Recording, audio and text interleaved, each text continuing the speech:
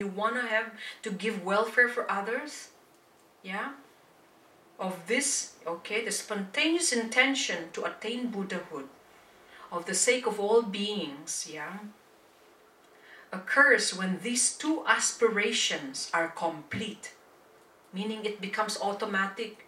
You don't even have to think whether I'm going to help this lady or not. You know, sometimes someone's like, I'm going to be so late now. I don't have time for this. The bodhicitta is not there yet. But then when you have time, you help. See, you're still conditioned. When you no longer are conditioned by any other factors and you say, I've got to help. Yes, I am there right now. And you drop everything and you do. Wow. That is real. It's coming together now. You're completing it. You are therefore, you have the bodhicitta. But when you're acting conditioned, not there yet. You need to practice a little bit more. Yeah. Have you ever caught that sometimes? Like, I'm telling you, remember my first example is like, you know, you have your partner or your husband or your wife and you have 2 apples. And when I give one to, this is your loved one, right? But you probably pick you're gonna give him a less amazing apple because you're gonna keep the best one. You know, okay, dear, you have this. Or a banana, you know. How do you know the banana is so perfect? When there's no stain, you know, like the marks, you know, like the spotless banana, right? Watch yourself when you want to give a banana to someone. You're gonna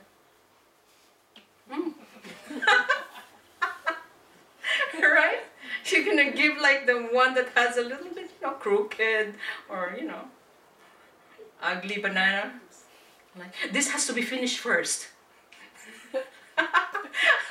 I've seen someone do that, like, oh, no, we're gonna have to finish this rice first before I make you one.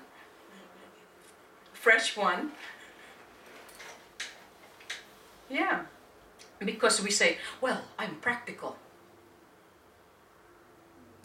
If you're still conditioned by your practicality, you know, but then how come, if that person is so special, you know, you're gonna run down to the store and buy the most expensive brown rice ever.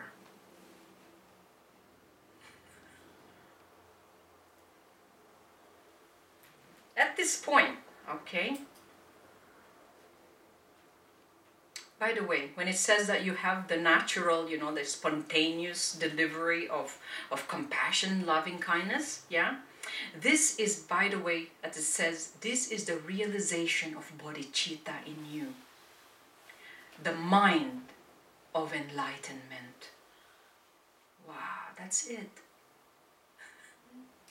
This, if you have this quality, yeah, you already have the mind of enlightenment. So, if you're asking me, how do I know I'm enlightened? This is the one to test. If you're still like having, you know, distinction, like, maybe this flower is for her and the other one is for you. Which is, you know, it's not even a flower, it's a plastic one. You know, when you're having something like that, or you only give the best to the best person you know or you want to be close to, but to the one that is, okay, it's a different kind of gift.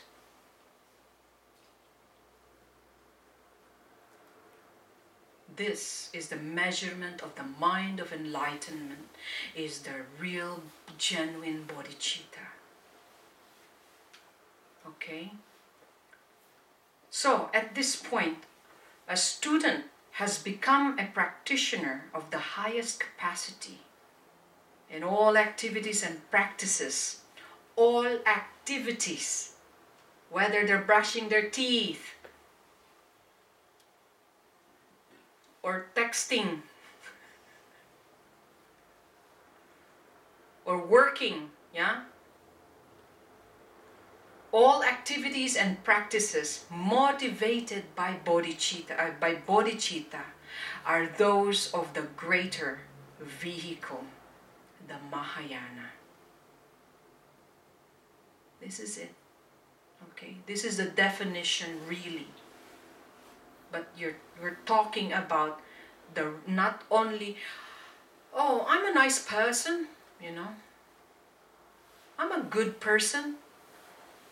But when it comes to bodhicitta, you're not that good. Then this is not the practitioner of Mahayana. I know Mahayana is profound, okay? It's a serious title. It's not just because you want to be Mahayana and you act like, you know. You have to generate, you need to practice to develop this, and it becomes natural. So without bodhicitta, no matter how advanced you are in other practices, even if you have direct realization of emptiness, listen to this. Even if you have even if you practice emptiness and you know emptiness, or have attained nirvana, okay, nothing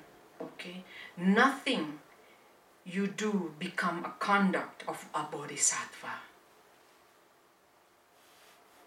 or the cause of enlightenment.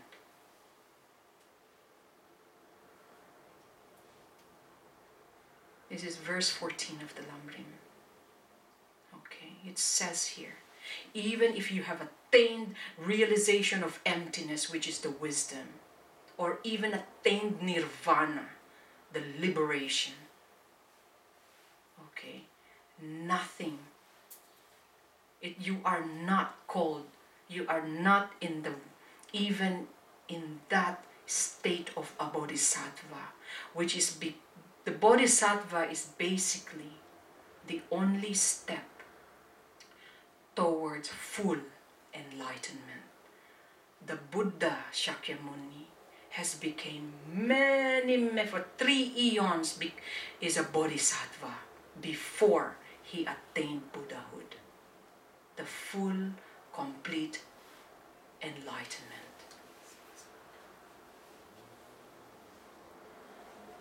What about arahats? Arahats, they are not completely. They have not attained full enlightenment.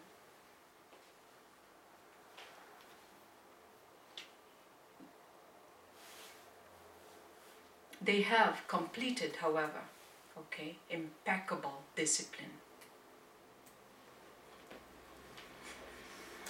Remember, you can be so disciplined, but are not helping others. I think arahat, they do help others also.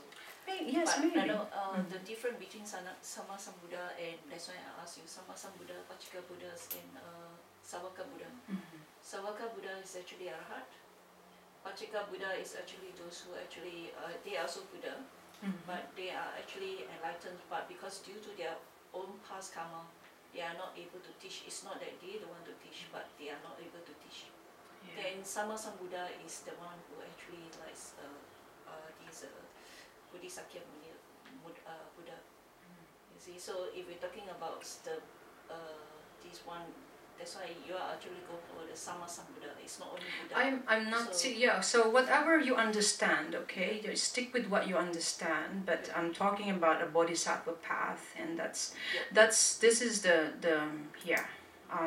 and I cannot disagree more with you about, you know, because in this Buddha states of Buddhahood, okay, I'm talking only about the end, the full enlightenment, okay, meaning full, okay, not half, not only attaining happiness. This is someone, you know, who actually have attained complete, full enlightenment for the benefit for all beings in all realms, numberless of eons.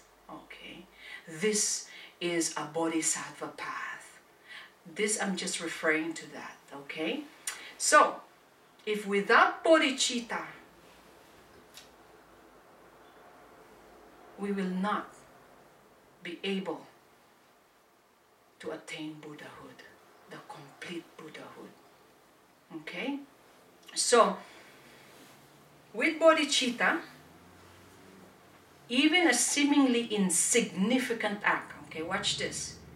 With bodhicitta, even a very minuscule act of virtue, such as feeding the ants, like you really want to feed the ants, yeah, is transformed in a condition for attaining full enlightenment. This is how profound bodhicitta is. When you say, oh, let me have the crumbs, you know, and you go, I'm gonna go feed these ants. Come, eat. And you really have that, you know, you really want, and then the ants so happy and come and get it, and you're so happy with them. That act can lead you to full enlightenment. How much more if you're working directly for the benefit of all living beings, such as humans, you know?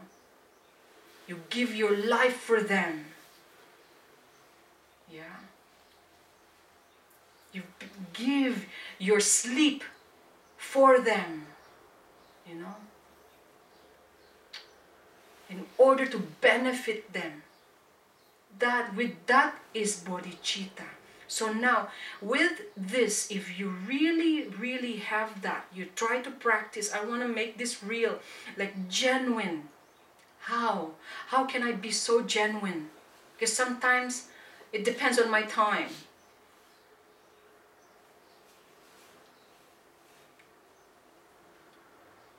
This is it. This is the practice developing bodhicitta. Yeah, so now, if you practice bodhicitta, you are then now. Now, seriously, you practice bodhicitta for what? Not because you just want to be famous, so that I will have a lot of friends. They think I'm good. That is not towards bodhicitta really, okay? You practice bodhicitta for genuinely doing this to what? To benefit others. Then you are a bodhisattva.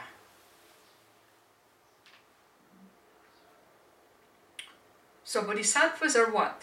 Referred to as heroes or warriors. Why are they heroes? Have you met a bodhisattva before? Or have you come across bodhisattva? I think so.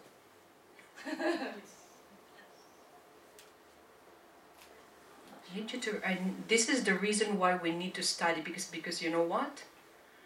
If you're right in front of a bodhisattva, you have to pay homage. Because that being will soon become a Buddha. But the problem is, we cannot even feel them because we are so focused to ourselves, you know? Like, I'm higher than you. Well, you are in front of a bodhisattva. You cannot even see that. So that's That's why our blessings are so little, because we have no ability to even see the actions of the bodhisattvas, the qualities. Now you think maybe like, oh, bodhisattvas like celestial beings. No. No. Right, maybe on your side is a bodhisattva. In this class there is a bodhisattva here. So I pay homage to you.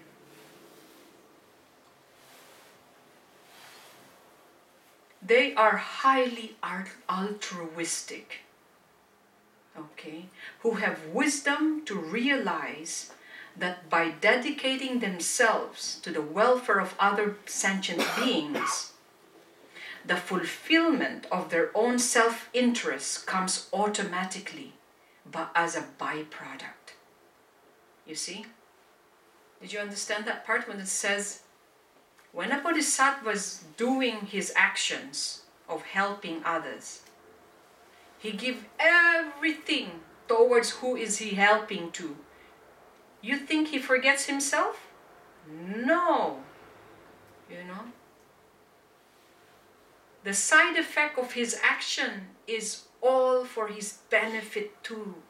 So when someone is saying, oh, I don't want to be a bodhisattva, nothing will be left for me. I work for everyone. No, when a bodhisattva works, it's because he already attained what his self-interest has already been, attained.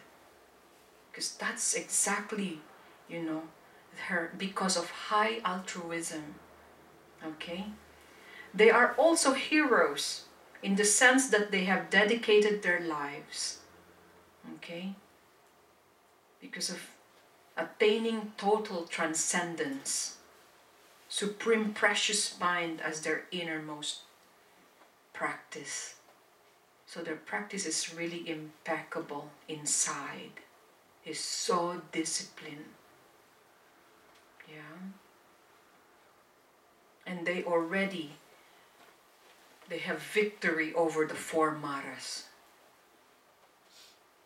Okay, they already, they are so humble. Yeah, they're so patient. Yeah. And they have no jealousy whatsoever.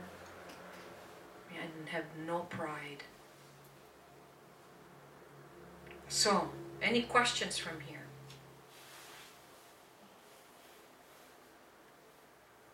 This is it. Without bodhicitta, we cannot advance in practice.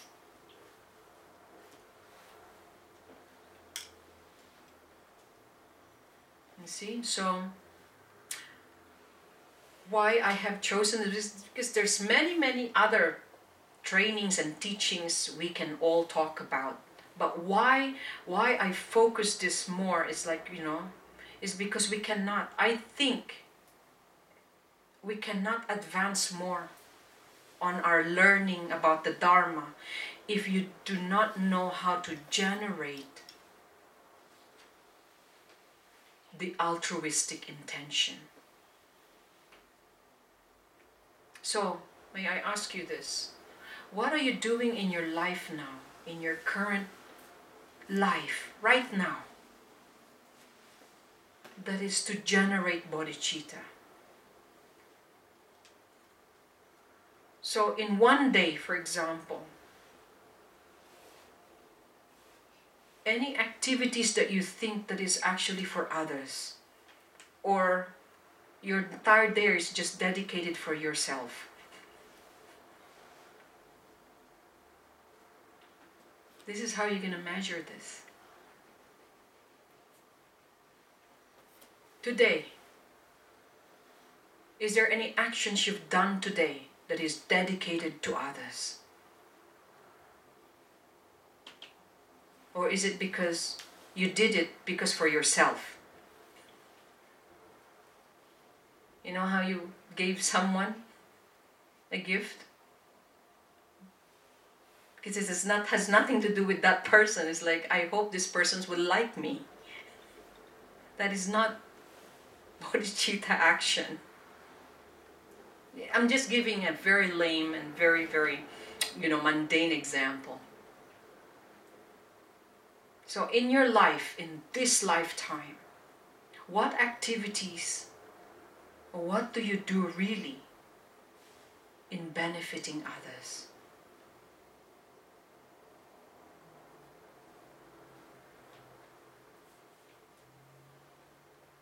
Help people out. Are you making people happy? Or are you making people happy so that you will be happy? I think it go two ways. It go two ways. You make others happy, you will be happy. Yeah. Go two ways. Remember, practicing bodhicitta is no self-interest. It's not one. But you did it as a byproduct. But you didn't even care about your byproduct. You just did it because, you know what? I care for that person. I don't really need her to call me back. That is a practice.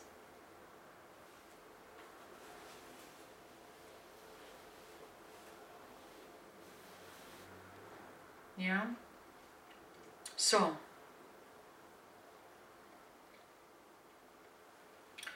maybe this is now, I would say, the awakening of your mindfulness and awareness about your activities in daily life. That in your life, okay, this lifetime, okay, you begin to assess, how is my bodhicitta? Do I have one? Oh no, I don't think that is bodhicitta, because again, I did that because of me. When you realizing this kind, that is very good. Because you are now, you said, oh my goodness, this entire day it's all about me. I got paid today, I'm gonna go shopping. I should buy a gift to someone, I'll do that later. Never did. You always postpone things because you say, oh, I'll do it later. Again, you are not practicing impermanence. What about if you died that day? You had every action you did is all about you. You didn't even call someone to say, hey, you know what you did yesterday for me? Thank you so much. I'll take you out for dinner. Or you take me out for dinner. Look at the way that we, this is, yeah. Or have you really, when you gave something to someone, is that really to benefit that someone? Or again, is that because it benefits you? Because this is when the clarity of giving and generosity, it hurts. It hurts when it's true that it's actually for you. Why you're doing that. And that is clearly not a Mahayana practice. You cannot even call yourself Mahayanist. And I'm very serious with this. Yeah. So I'd like you to just sit for a second, okay? And you close your eyes. And let's contemplate about this teaching today. The true essence of bodhicitta, the genuine altruistic intention to be of benefit to others. Has this arisen in your mind? Is this already part of your life, or is it not? I'd like you to just reflect on this for a second.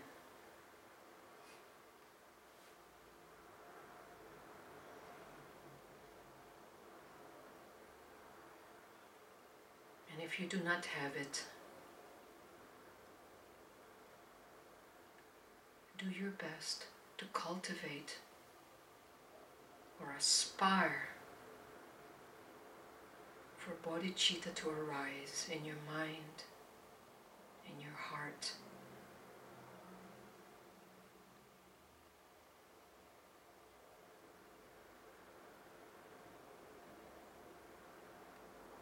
And perhaps in this little moment that we have, and if you wish,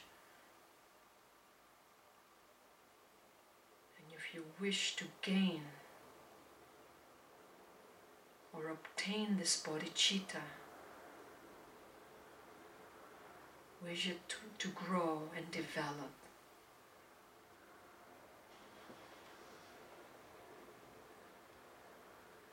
and so look upon what's after Sunday.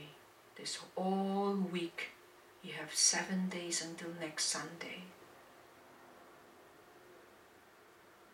Think about your job, your opportunity that this bodhicitta can arise. Even a simple method of generosity, such as feeding birds or ants. Do it. Make it happen.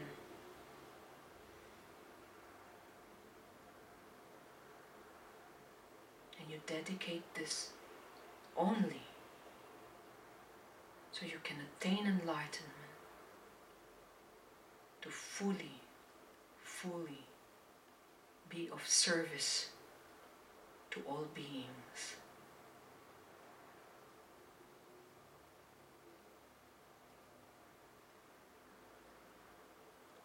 Make that commitment in the mind.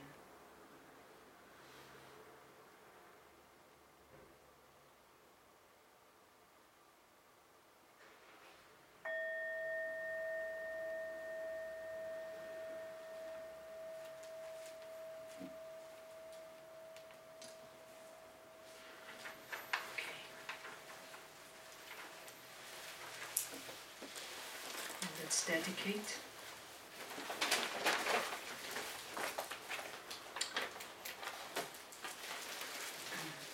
Page 10.